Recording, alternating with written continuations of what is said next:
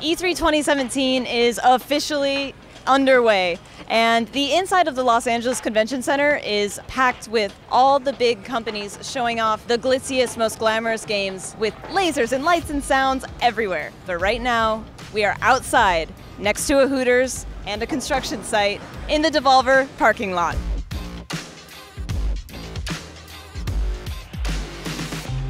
So right across the street from Sony and Microsoft and all those big names, you can find a bunch of independent games, some beer, some dildo controllers if you want to play genital jousting. It's a really fun, freewheeling atmosphere out here. This year, the Indie Megabooth is also here. They're sharing a little bit of this space and showing off a handful of games, handpicked by the Indie Megabooth folks. We got a chance to talk to a few of the developers at Indie Megabooth to hear what they think about being at E3.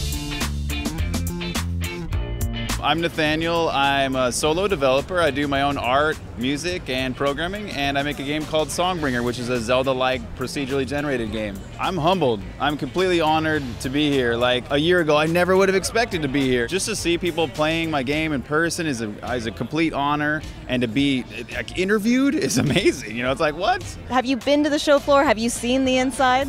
Yes, I have, and it is quite maddening. Like, there's just so much going on. There's so many like huge AAA studios bringing like all these setups, and there's dragons everywhere, and people dressed up and cosplaying. Is this a really good way for you to show off your game, or do you wish you were inside? I think it's better to be inside because it's not as hot. No, seriously, there's a really cool vibe here. Like, we have all these like arcade machines set up. There's free food, there's free beer, there's like more indie vibe here, and there's definitely more of a companies with budget vibe over there. So now we are on to Masquerada. I'm one of the voice actors on the game. This is Oli. This is my character for the game. They ship me in because they like the language that comes out of my word hole. It's a big game from a small team. Indie style, that's how we do it. But it's at E3, yeah. And this booth is at E3. So Yep. What does that mean to you? So to actually be here is, it's very validating. Like actually having people come over and play the game and like really enjoy it and be like, what is this? Is it out? Oh my God, I want to play the thing. Indie development gave me my start. I love indie games, so just give them a shot. Break out of the box, get out of your comfort zone. You're gonna have some really fantastic experiences. And Ollie agrees.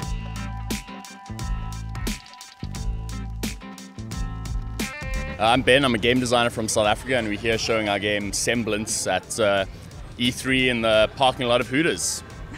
Being here specifically where there's a lot of indie stuff going on, the Devolver lot is like super special because you might get drowned out inside the show floor, but being here you sort of know people are interested in indie games in contrast to the massive AAA stuff. I mean, there's no chance we would be able to show anywhere near E3, so at least we're across from E3, you know, we're like E3 adjacent. I don't even have a ticket to E3, I'm just showing nearby E3. Sorry, my accent is so thick, it's South African.